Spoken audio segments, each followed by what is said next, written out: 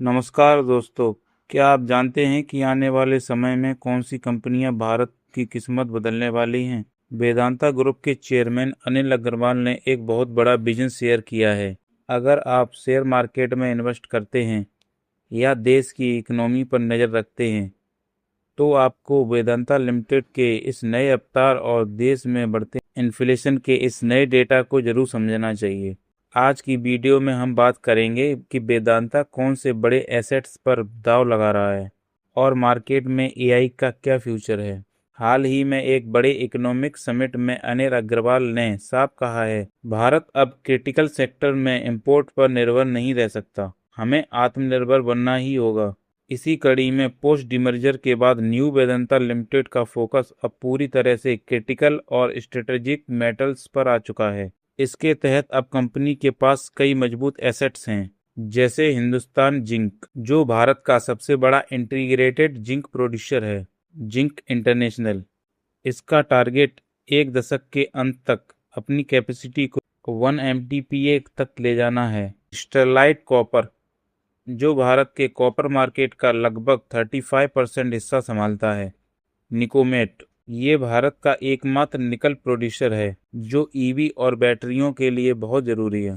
इसके अलावा कंपनी के पास फेरोक्रोम और स्टेनलेस स्टील और कई क्रिटिकल मिनरल ब्लॉक्स हैं, जिसमें लिथियम, कोलबार्ट, टंगस्टन और मैग्नीज शामिल है।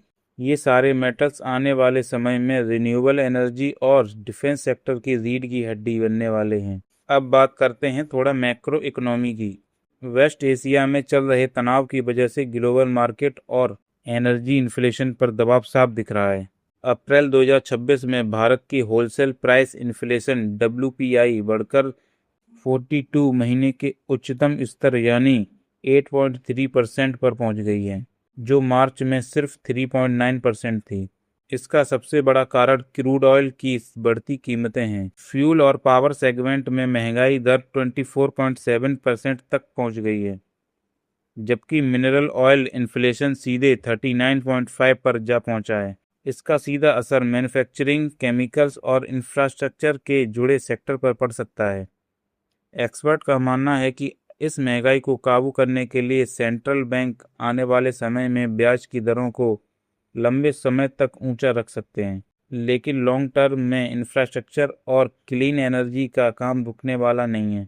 इसके लिए जिंक, कॉपर और सिल्वर जैसे कमोडिटीज की डिमांड बनी रहेगी। इस रिपोर्ट में एक और बहुत दिलचस्प बात सामने आई है, इन्वेस्टिंग की दुनिया में एआई का बढ़ता दबदबा। डेटा के मुताबिक 90% से ज़्यादा इन्वेस्टमेंट मैनेजर्स अब अपनी रिसर्च और एनालिसिस के लिए एआई टूल्स का इस्तेमाल कर रहे हैं या करने की सोच रहे हैं। एआई की मदद से अब इन्वेस्टर्स एनुअल रिपोर्ट्स और मार्केट को बहुत तेजी से स्कैन कर पा रहे हैं, पोर्टफोलियो ट्रैकिंग और रिस्क मैनेजमेंट को रियल टाइम में संभाल रहे हैं। प्रेडिक्टिव एनालिटिक्स के जरिए मार्केट सिग्नल्स को पहले ही भांप लेते हैं। रिसर्च कहती है कि एआई के आने से फाइनेंस लीडर्स के फैसले लेने की स्पीड 71% तक बढ़ गई है और फाइनेंशियल एनालिसिस में लगने वाला समय 70% तक कम हो सकता है। यानी अब रिटेल इन्वेस्टर्स के पास भी वो टूल आ रहे हैं जो पहले सिर्फ बड़े इंस्टीट्यूशन के पास होते थे।